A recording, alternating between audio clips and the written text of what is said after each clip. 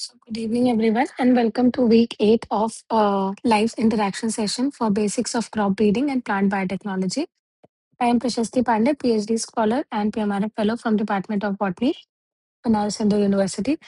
And if you have attended previous sessions, you will be aware that in these classes we go through assignments of previous year's questions, and I'll display the question on your screen. You can have 2 to 5 minutes to solve them. If you know the answer, you can speak it out loud or write it in the chat box. And then we will go through the concept of that question. And this is done in a hope that it will be helpful for you to solve this year's assignments. Okay. So let's begin. So the first question is on your screen. Which of the following marker is used to check the catalase activity in plants? The options are gene based marker, morphological marker, biochemical marker, and molecular marker.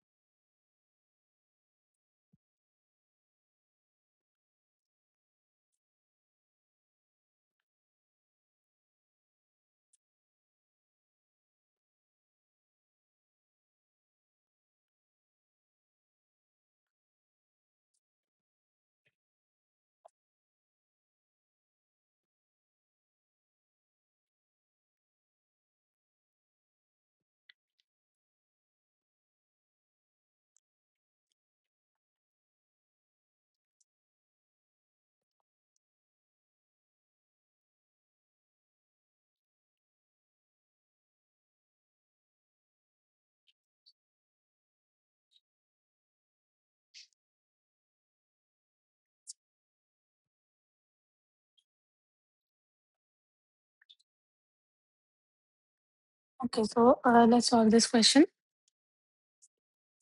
So this question talks about the markers which should be used to check the catalase activity of the plants. Okay, so let's first understand that what these 4 markers are and what they can do. Okay, okay. So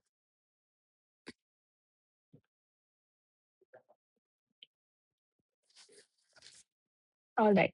So our first marker is morphological markers. So basically, morphological markers, what they are, so they are based on the visible traits of the plants. Okay, this is important in case of morphological markers that visible traits are important and they are used to mark any plant which is required. So, for example, plant height or flower color or seed shape, these kind of things can be used for morphological markers because they are visible from outside. Now, the advantage of using morphological markers is that there's very it becomes very easy to observe them, and no lab setup is required, and it is a low cost marker. But the problem with morphological markers is that it is highly influenced by environment. It has limited number of traits and it is very low in precision. Okay. The second marker was biochemical markers. Now, biochemical markers are based on some enzyme activity or some metabolite profiles. Okay, so basically, the chemicals that are present, or if the chemicals are enzymes, so their activity, if these are supposed to be checked, then they come under the category of biochemical markers. So, examples of biochemical markers are like isozyme patterns or some enzymes like catalases, peroxidases. Then there is glutathione reductase or APX. Okay, so these are various enzyme assays. So they are example of biochemical markers. Now, what is the advantage of biochemical markers? These are basically more reliable than morphological markers, and they are less affected by environment. Now, less affected by environment is in terms of as compared to morphological traits, because biochemical markers do get affected under different environmental conditions. If the plant is under stress, there are chances that these biochemical markers in plants are acting as osmoprotectants or sometimes in stress resilience. So in those cases, the enzyme activity will vary. Okay, but they are less impacted as compared to morphological markers. Now, the problem with biochemical markers is that there are very limited number of detectable enzymes, okay, that can be checked through biochemical methods, and it requires lab assays. The third marker was molecular marker. So molecular markers are based on various DNA sequences, like SSRs, which are also called as microsatellites, SNPs, RFLPs, and AFLPs. Okay, so these are different DNA sequences which vary in different species or different plants. Sometimes, in that case, that can be used as particular marker. Now, the advantage of molecular marker is that they are highly accurate and reproducible, and they are not at all affected by the environment. And because it is at the DNA level, a small variation also at DNA level can be detected through molecular markers. The problem is again that it requires specialized equipments and expertise, and it is quite costlier as compared to morphological markers. Okay. The fourth one is gene based markers. So, gene based markers are basically a type of molecular markers which are derived from functional genes. Okay, molecular markers can be any DNA level variations, not particularly targeting some gene, but when a specific functional gene is targeted, then in that case it becomes a gene based marker. Examples are like markers which are linked to some disease resistance gene or some coding region of some specific genes. Advantage of gene based marker is that it is directly associated with the trait. So if there is some change in the functional gene, there are possibilities that there will be some changes in the morphological level as well. And it is very precise for marker assisted selection. The problem with gene based markers is that it needs prior knowledge of gene sequence, and you need to know the function of that. And second is its development can be a little complex. So now coming back to our question, uh, about catalase enzyme. So basically, catalase is an enzyme, and its activity is measured by biochemical assays like decomposition of H2O2. So in this case, the amount of catalase which is required to decompose it, the H2O2 per minute, will be counted as the catalase enzyme's activity. Now, how is it biochemical marker? Because it refers to it comes under the category of marker which requires assessment of enzyme activity or metabolite level. Okay. Now, since catalase is an enzyme, the enzyme activity is measured, and therefore it is a biochemical marker. Now, so the correct answer is biochemical markers. Why others were wrong? Uh, Gene-based marker, it cannot be gene-based marker because we're talking about enzyme activity. It is not a morphological marker because catalase is not visible from outside, and it is not a molecular marker because we are not talking about the catalase about the gene which is controlling the catalase activity. So we are just talking about the enzyme, so it is not a molecular marker. So the correct answer to this question is option C, biochemical marker. Okay, let's move on to our next question. Which of the following marker is not a PCR based marker? The options are RAPD, RFLP, AFLP, and IISSR.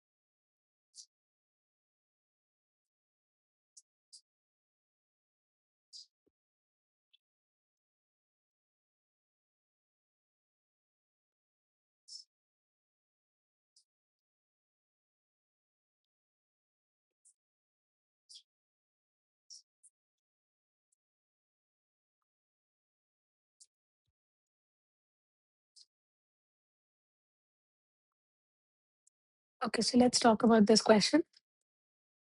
There are four PCR-based markers mentioned in this question. That is RAPD, RFLP, AFLP, and ISSR. And most of the questions today are out of these four PCR-based markers. Okay. So we will just go through all of them one by one and understand the concept. So it becomes easier for our next set of questions for you to solve. Okay. So let's first understand what is RAPD. So RAPD basically stands for random amplified polymorphic DNA. Okay. Now, what there are certain principles behind these PCR based markers to work. So for RAP, so RAPD basically utilizes short random primers. Okay. So these random primers will be approximately 10 base pair long. First thing. Second thing is they will be random. Okay, that means because you don't know the sequence of your DNA that you're checking, these are random short sequences which can bind to their complementary sequences in the entire DNA that we are providing. Okay. Second is these primers. So the same thing that I was saying, that it can bind to multiple random sites. Okay, in the genome, because the sequences will be, suppose if this is the sequence. Okay,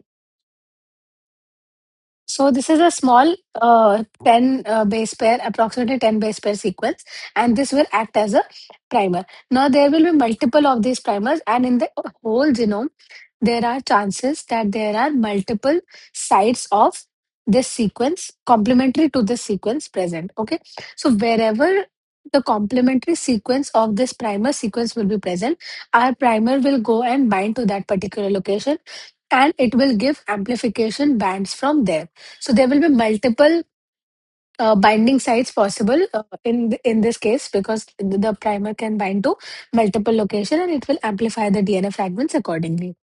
Now, the key feature of RAPD is that because we are using random primer sequences, there is no need to know the sequence information prior. Okay, you don't need to know the beforehand sequences because we are using random primers. It can bind to anywhere in the genome sequences, so we don't need to know the exact sequence order. Second is that it will produce multiple DNA bands, which is also called as DNA fingerprint. Okay, but if there is any difference in the genome, the binding site may be absent or it might be more present. And on the basis of that, it will determine whether the two samples, whether the sample DNA that we have will match or not. Okay, because if in case of if there are two samples like sample A and sample B, and there are 5 sites in sample A and 7 sites in sample B. Okay, so there are chances that for sample A there are 5 bands produced at different location, but for sample B, 7 bands will be produced. Okay, so that this will prove that A is not equal to B. A sample of DNA is not similar to the B sample of DNA. So this we can understand by looking at the multiple band that our primer is producing. The advantage of RAPD is that it is a simple technique and it is a fast technique and it is low cost requiring technique. But because of this, there are certain limitations to this technique, that reproducibility is very low in this case. And if the marker is dominant, it cannot distinguish between homozygous and heterozygous plants. Or whatever sample that we have. Okay, or homozygous or heterozygous cannot be differentiated if we are using a dominant marker. And the reproducibility is low because sometimes there might be chances where a sample has 7 sites, but the primer was not able to bind to it or it was not able to amplify it. It could be multiple errors due to reaction as well. Okay, so that is why RABD is not a very reliable technique, but to begin with, or for a starter's technique, RAPD is low cost and it is simple and a fast technique. Okay. Now let's talk about the second technique, which was RFLP. Now RFLP stands for restriction fragment length polymorphism.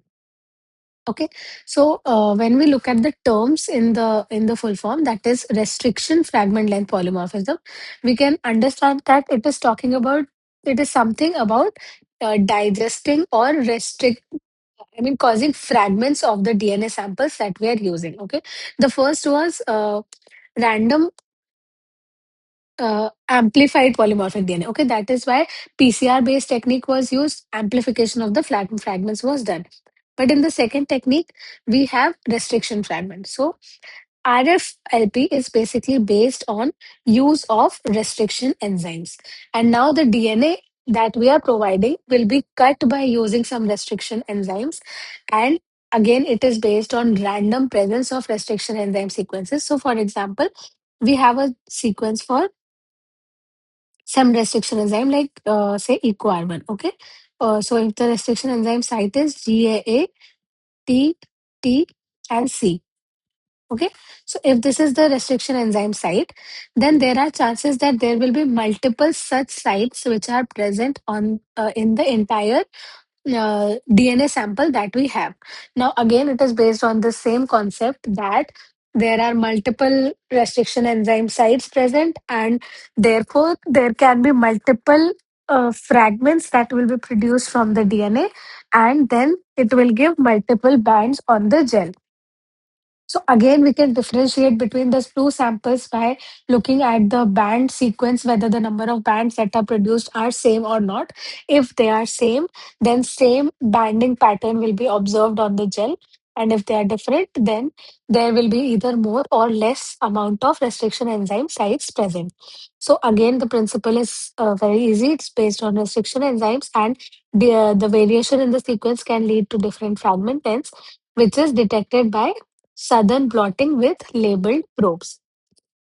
Now, the key feature of RFLP is that it is not a PCR based technique because we are not amplifying anything in this.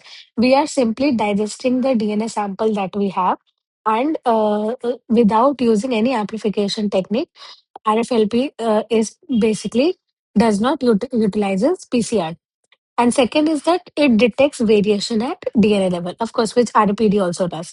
The advantage of RFLP is that now it is highly reliable and producible, and it can work with, it is also called, I mean, it is a code dominant marker. Okay.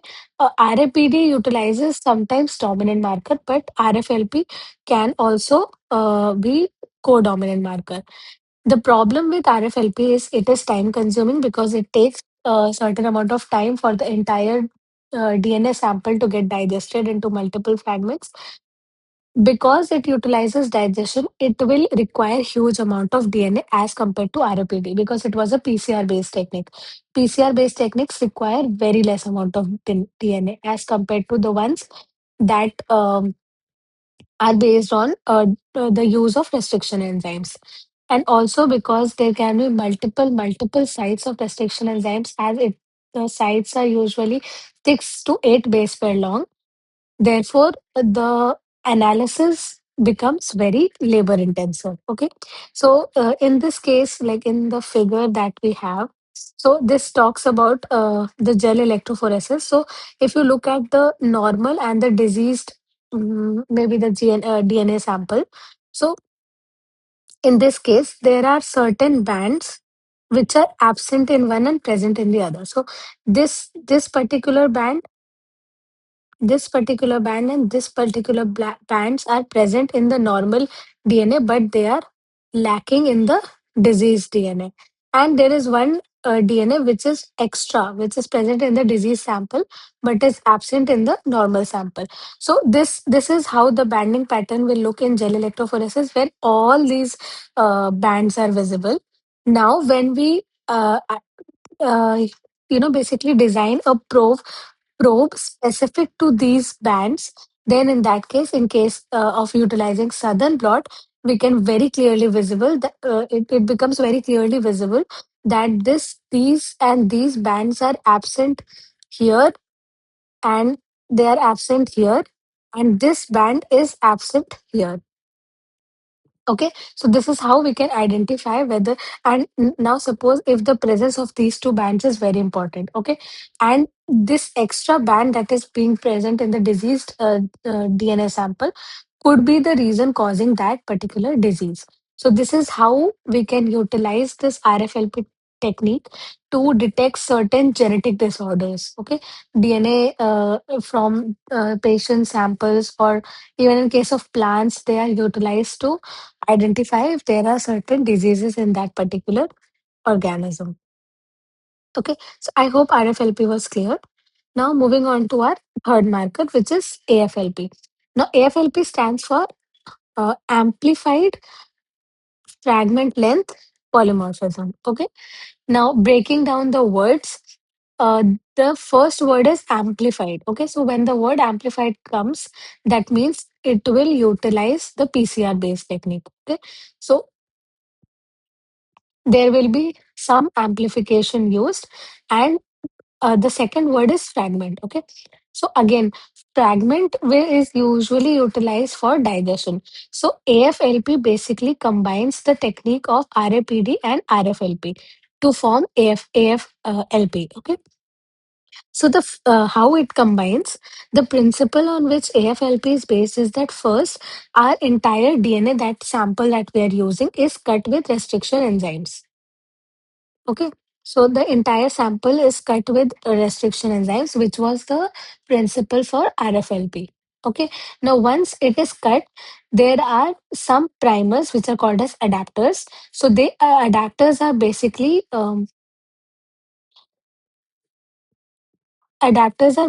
ligated to the fragments that are cut by our restriction enzymes. Okay. And then selective fragments from those will be amplified using PCR. Now, how they are selected? They are selected on the basis of the um, linking of the adapters to those fragments. So this is how, if you look at the figure, we have this entire genomic DNA. Okay, now we are using some combinations of restriction enzymes, and based on the presence of the site, these restriction enzymes is cutting on certain places, and this will produce these fragments. Okay, now these fragments will be linked with adapter sequences on both the sides.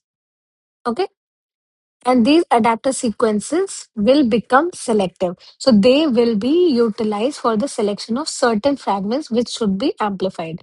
And the amplification is obviously based on PCR based technique. So there are primers used for the adapter sequences because we have linked the adapters whose sequences we already know. So once we know the sequences, it becomes easier for us to design the primers for that. And that is how we design the primers and amplify the fragments that are linked with those adapters. Okay, so this is how it utilizes both the previous techniques method, that for RFLP it utilizes the use of restriction enzymes, and in case of the first technique, which is RAPD, it utilizes the use of PCR based techniques. Okay. So these are the key features of AFLP, that it combines the use of restriction digestion and PCR, and it can generate many polymorphic bands.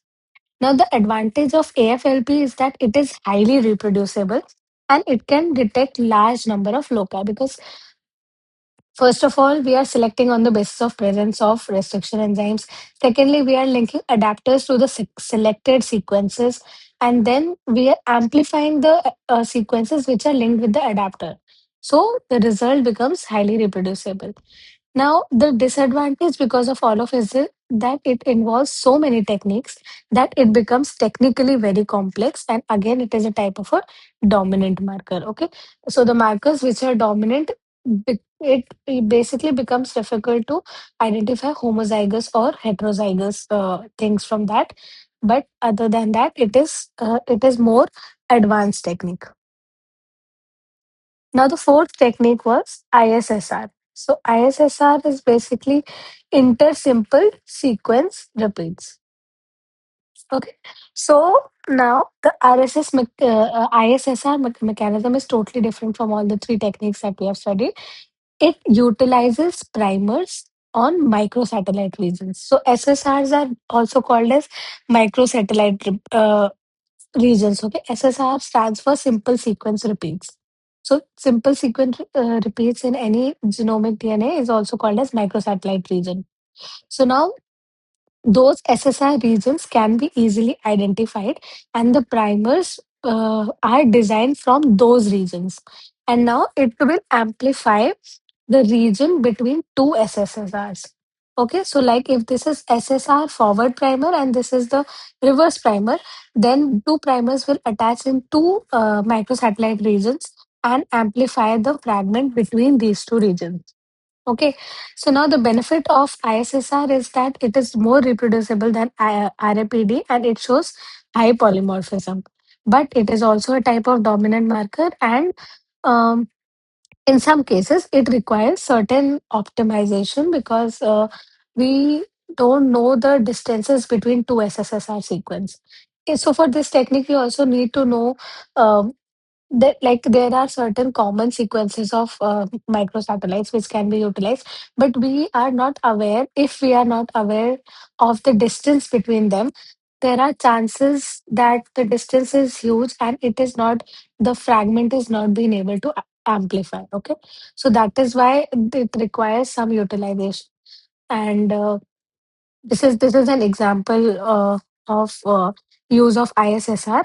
So on electrophoresis gel, if there is DNA from two individuals, so individual one is producing three bands. Okay, that means that there are chances that these primers are getting bound to many different places as compared to individual two, which is giving us just one band.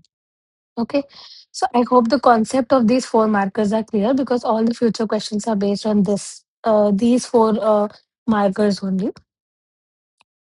So now coming back to our question, that which of the following is not a PCR based technique? So the correct answer is RFLP because RFLP utilizes use of restriction enzymes digestion of DNA, and it is followed by simply gel electrophoresis and hybridization or southern blotting. Okay, so there is no way where PCR is used in this entire technique. The reason other options are incorrect is because RAPD is completely based on PCR amplification. AFLP uses both restriction enzymes and PCR based technique, and even ISSR is dependent on using PCR based techniques. The difference is that primers are designed from the microsatellite region. Okay, so the correct answer to this question is option C, AFLP. That is, AFLP is the technique which is a kind of marker which does not use a PCR based technique. Okay, so I hope these concepts were clear. Now, with these concepts, let's move on to our next question. Okay, so question three is, which of the following is not a feature of an ideal molecular markers? Your options are not influenced by plant environment or development stage, B influenced by epistasis, C phenotypic neutrality, and D exhibit codominance.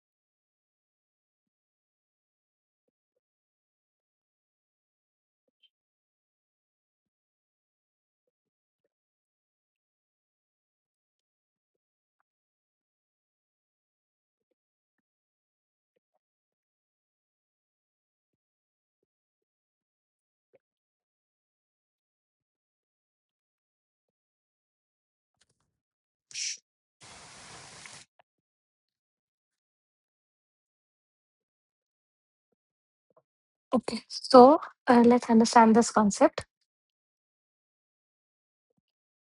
So the question talks about that which of the following is not a feature for ideal molecular markers. So we have already talked about multiple molecular markers. Okay, so which of the following is not ideal? So to find out which is not ideal, let's talk about the ideal features of molecular markers. So, ideally, molecular markers should have the following properties. First is that it should not be influenced by environment or developmental stage. Now, the markers because if they get affected by the environment or developmental stage, if we are trying to find the difference between two individuals, and just because the DNA sample was taken from different developmental stage or different environmental conditions and it is giving different results, then in that case it becomes very difficult to come to a conclusion. Okay. So usually, the molecular markers which are stable and consistent are considered as good molecular markers. And for some marker to be ideal, it should be stable and consistent. Second is phenotype neutrality. So, phenotype neutrality means that the organism's phenotype should not be affecting these molecular markers. Okay, so this is one important condition because change in phenotypes um, should not be reflected by the markers that we are using. Okay, it will give very varied results because phenotypical properties are controlled by various genetic level factors. Okay, so if every phenotype change is changing the result of molecular marker, then again the analysis becomes very difficult. So it should not be affected by the organism's phenotype. Third is it should exhibit codominance. Now, why codominance? It is very important because exhibiting codominance will basically allow the distinction between homozygous and heterozygous lines. The way we talked about that there are certain markers which are specifically dominant markers. So it becomes difficult to distinguish between homozygous and heterozygous genotypes. So for an ideal marker, it should be codominance. That will give us basically the distinction between homozygous as well as heterozygous genotype. So now the correct answer to this question is that which one should not be a feature of ideal marker is influenced by epistasis. Now, what is epistasis? Epistasis basically means that there are genetic level changes which are influenced by the phenotype. Okay, so epistasis involves interaction between the genes affecting the phenotype. And if there are genes which are getting affected by these phenotypes and by the interaction of certain genes, then the markers will give very varied results. Okay, so ideal molecular markers should be independent of such interactions and therefore should not be influenced by the epistasis. So the correct answer to this question is not a feature of ideal molecular markers is option B, that is influenced by phenotype. Okay, option B is correct. Now moving on to our next question. The following construct has been used for generating transgenic plant P1 and P2. To confirm the transgenic plant, Southern blot was performed and the experiment following autoradiogram was observed using probe A and probe B, where BAM H1 was used to digest the fragments. Which of the following situation explains the result? I'll give you 2 minutes. It's an interesting question. You can try solving it.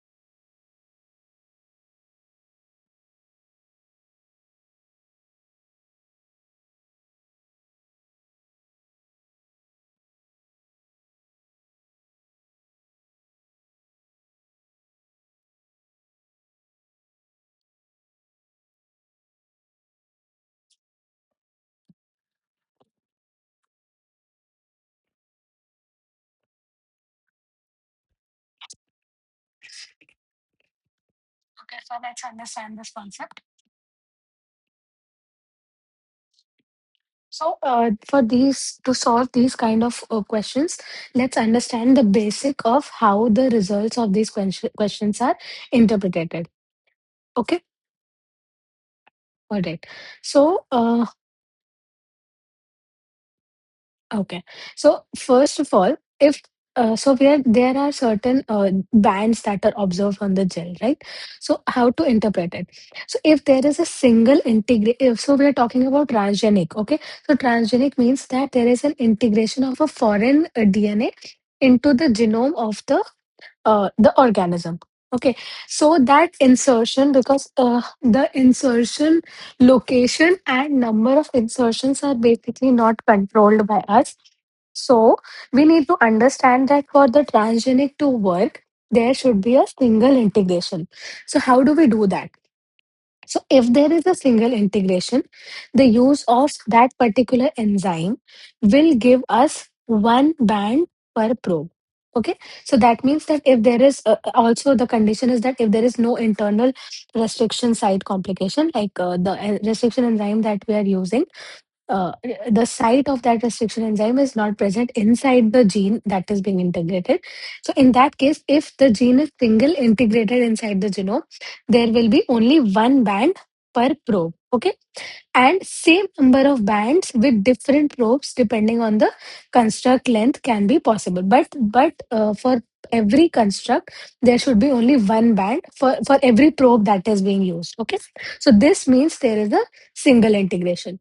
Now, how to identify multiple integrations? So, in the same kind of gel, if there are multiple bands or if there is different sizes, okay, then that will imply that there is multiple integration. So, different sizes will be because of different genomic insertion sites. So, if this is the genomic DNA, and if there is single insertion and the digestion works from here, so this gives 1 kb fragment. Okay, but now the same genomic DNA, there are multiple insertions. So that is giving us one, two, three, four restriction sites. So now there is this 1 kb fragment, this will give 2 kb fragment, and this will give 3 kb fragment. So in this kind of multiple insertions, there will be three bands produced.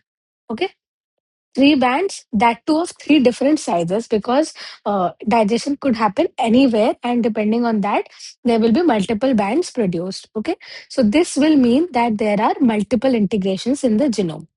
Okay, then next is tandem integration. So this tandem integration becomes very important in case of transgenic formation. So tandem integration will occur when there are multiple copy inserts in the same locus in repeats. Okay, so now what will happen because of tandem integration, that there will be unexpected band sizes, and same size bands will also be produced with different probes. Okay, so you will not know, it becomes very difficult to know this tandem integration because the band size is not same, and even if we are using different probes, there are chances that same band size is coming, so you will not know whether it is because single insertion happened or multiple insertion happened in the same locus. Also, there are chances that some extra bands will be produced depending on the restriction site which is inside the construct. Okay, so tandem integration can give any of these three results. Now, about our question. So our question has two transgenic lines used. One is P1 and P2. Okay, and it is digested by BAM H1 enzyme, which will, and the probes are designed in a way that probe A will produce 1.5 kb fragment and probe B will give 1 kb fragment. So now let's talk about each probe for the two transgenic line. Okay, so when using probe A, P1, so this is 2 kb, right? So P1 is giving band around 2 kb, and P2 is giving band around 2.5 kb. Okay, so in this case, by digesting this BAM H1, both there are single bands in both this case. So that means that both appear as single integration with probe A. Okay, because probe A is giving single band, so there are chances that there is just single integration happened with probe A.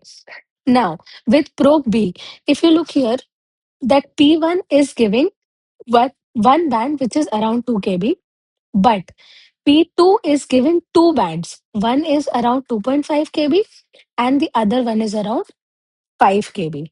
Okay. So now, P1 was very clear that there was single band with both the probes. So, okay, so P1 with probe A was also giving one band, and with probe B was also giving one band of the size that was required. Okay, so it is clearly, in case of P1, it is clear single integration. But with probe, with P2 fragment, with P2 transgene, probe A is giving one band, but probe B is giving two bands. Okay, so how this can be explained, how this can be interpreted. So first interpretation is very simple, that there is no single integration. Okay, so single integration is not happening in this. And then second, it can also not be explained by two independent integrations, because why it there are not two independent integrations, because both probes should show two bands. Even probe A should have two bands and probe B should have two bands, but that is not happening. So that means two independent integration is also not happening. So then if there is a third possibility, then it is random integration. Okay, that means multiple copies have integrated at same locus. Now this is because the BAM-H1 site which was there inside the fragment will split the tandem repeats differently. Okay, there are multiple genes like this, and this PAM-H1 is creating multiple fragments. Therefore, different probes are detecting different fragments in this case. So, the correct answer to this question is that which of the following situations will explain this result? So, because this was the MSQ question, two answers are correct in this case. First is option C, that is double integration. Either double integration is happening in P2, like because we are getting two bands and there is single integration in P1, or D, at least one tandem integration has taken place in one of the transgenic plants. Both the possibilities is possible, that because the reason option C is also correct in this case is because it talks about single integration in P1. So that statement is correct, that there is a single integration in P1 and there is a chance that in P2, or at least in one of the transgenic plants, there is a tandem integration. Okay, so both C and D options are correct in this question. Okay, moving on to our next question. What are the advantages of RFLP? The options are high resolution and easy multiplexing, B, widely used in DNA fingerprinting, C, it is a dominant marker, and D, high reproducibility. Also, it is an MSQ question, so more than one answer is correct.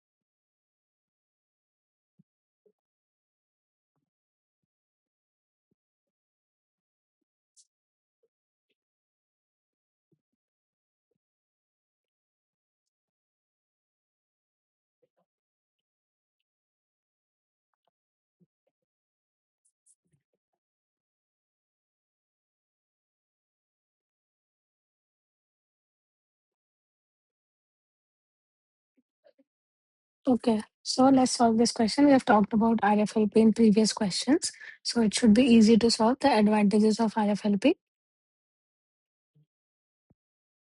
So, RFLP stands for restriction, fragment, and polymorphism, and it was one of the earliest molecular marker systems. So, it has advantages like it widely uses the method of DNA fingerprinting, and it was because it helped basically in DNA fingerprinting studies, in genetic mapping and diversity analysis. Okay, and it provided distinct binding patterns of individuals. And D, that it was high reproducibility.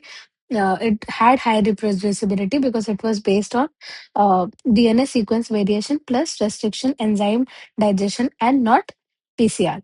So the results were highly stable and reproducible across all the experiments. Why the other two were not correct? Because high resolution and easy multiplexing is not possible in this technique because it is a low throughput technique and labor intensive, and it is not suitable for multiplexing.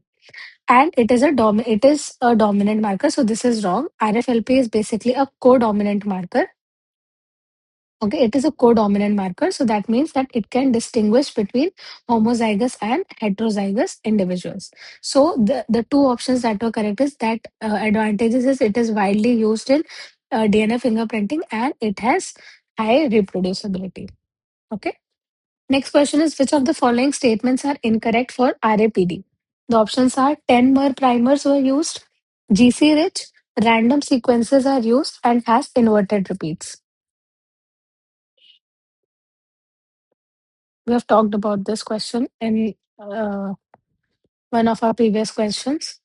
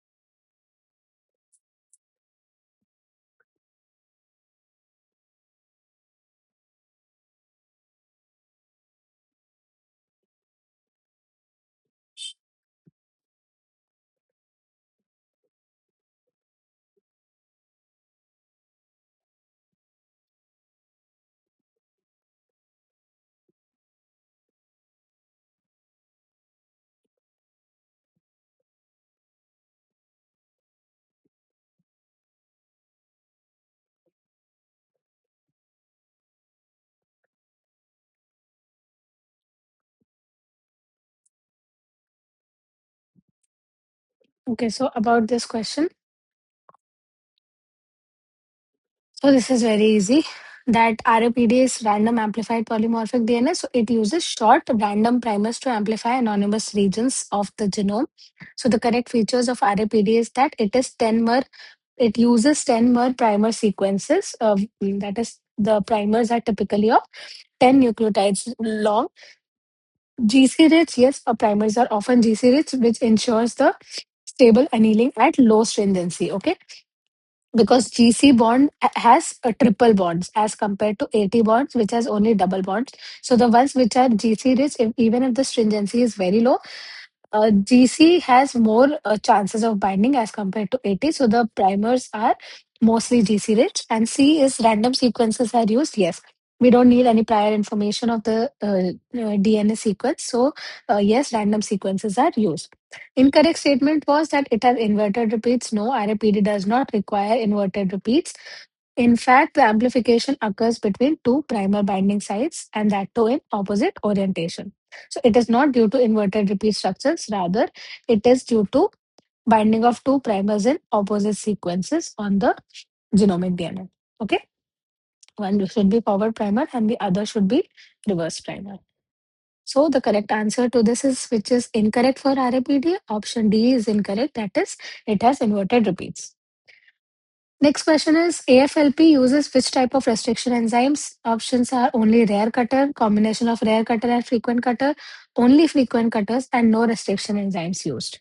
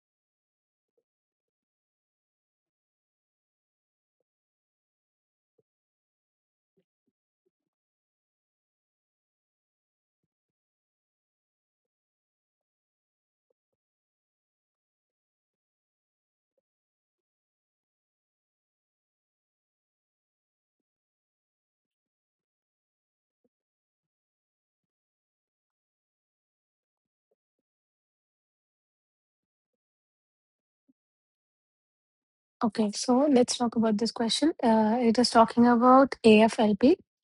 So AFLP is, we have talked about it, that it is amplified fragment length polymorphism.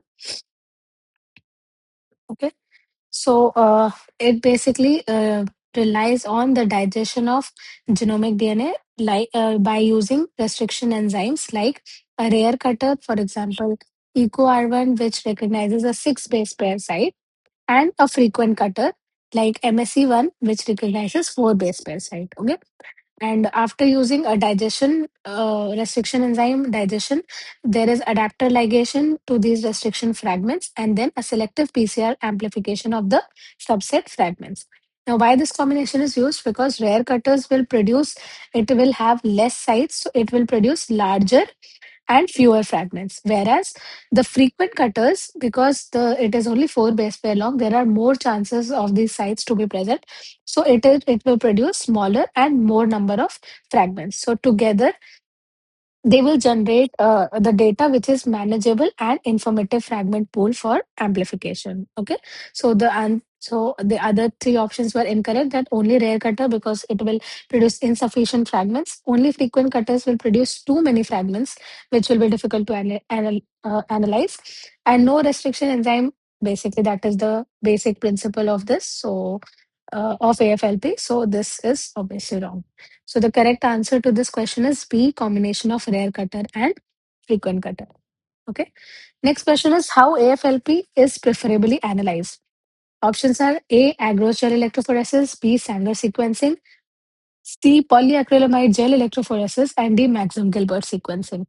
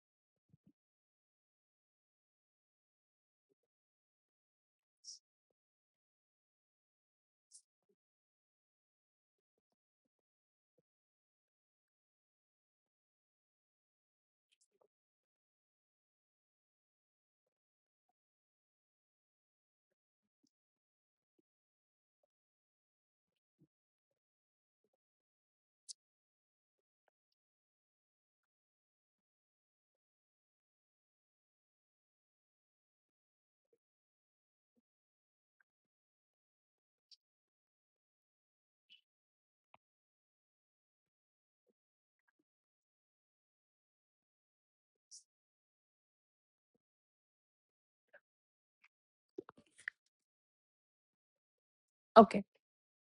So let's talk about this question. How AFLP is preferably analyzed. Now, so AFLP basically will generate many DNA fragments. Okay, so that will differ by some very small size differences, like in some cases one or two base pair also. So this is the reason why page is preferred over everything. Okay, so page stands for polyacrylamide gel electrophoresis. So page has very high resolution in separation, and it has the ability to distinguish between very small fragments of different sizes.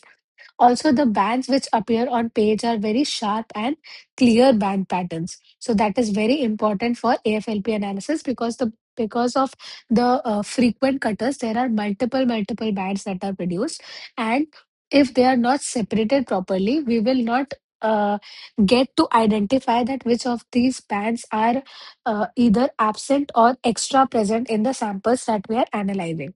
So For that, the correct answer is use of page. Why agarose gel is not utilized? Because agarose gel has the problem of low resolution. That is, it cannot resolve very small size differences effectively. Sanger sequencing is a DNA-based sequencing, and it cannot identify the fragment pattern analysis. And maximum Gilbert sequence basically is an old chemical sequencing method. Again, it is a form of DNA sequencing and it will not analyze the fragment pattern. So, again, it cannot be used for AFLP analysis. So, the correct answer to this question is C, polyacrylamide gel electrophoresis, also called as PAGE. Okay. Okay. Next question is, which of the following is not true for ISSR? Options are: no prior sequence information is required, displays high polymorphism, multiple loci can be amplified simultaneously, and repeat sequences are amplified.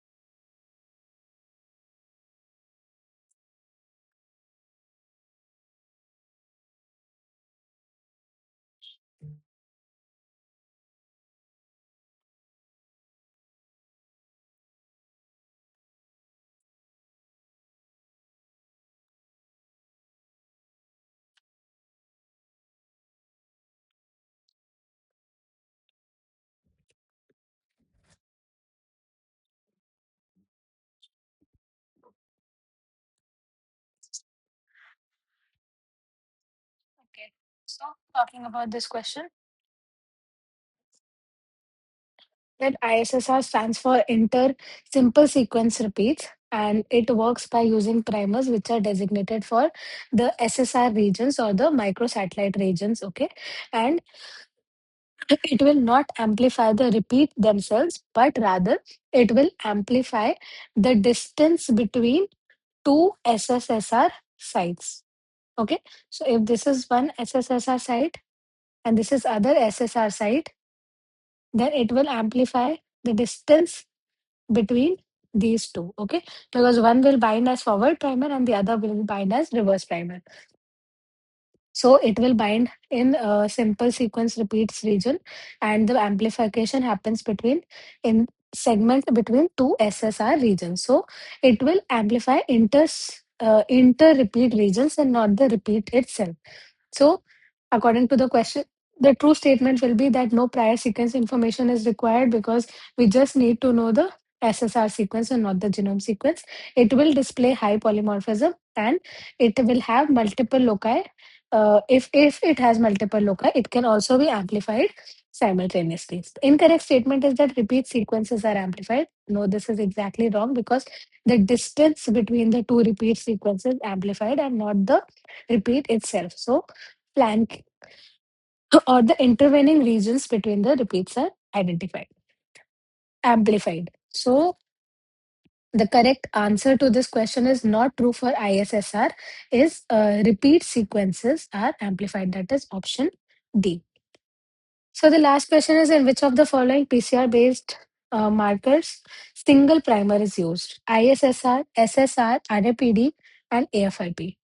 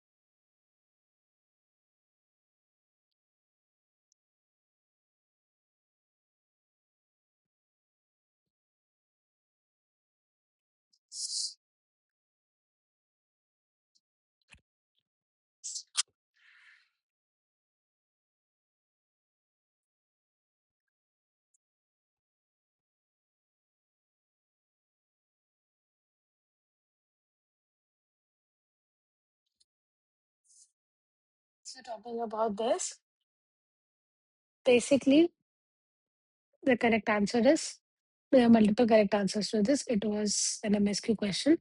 So first is RFAD. RFAD will use small random primers, approximately 10 base pair long. And in this case, the same primer can bind to multiple sites, even in opposite orientation. So amplification will occur even if single type of primer is used. So in this system, RFPD also single primer system works. And the second one is ISSR. So ISSR will also use single primers based on microsatellite repeats. So in this case, also the amplification between two SSR sites will happen. So it can also work on single primer based system. Okay.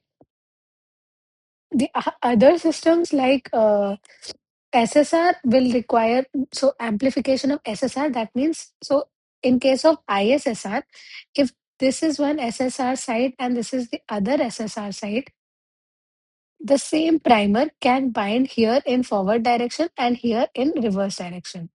That is possible. But if we have to amplify this particular sequence, then the primer has to be designed of forward primer from this sequence and reverse primer from this sequence. So it requires two sets of primers. So SSR will not work on single primer based system, and AFLP also because it works on adapter based sequences. So two primers will be required for the if this is the fragment and suppose this is the adapter that is attached to it. So for this fragment to be amplified, the primer has to be designed as forward primer from this side and a reverse primer from this side. Okay. So in this case also two primers will be required. It will not work on single primer based sequence. Okay. So the correct answer to this question is which of the following is PCR based marker using single primer. So there are two options correct to this. One is ISSR and the other one is RAPD. Okay. Both these options are correct for this question. So we come to the end of the session. If there are any doubts, you can ask. Otherwise, we can end the session.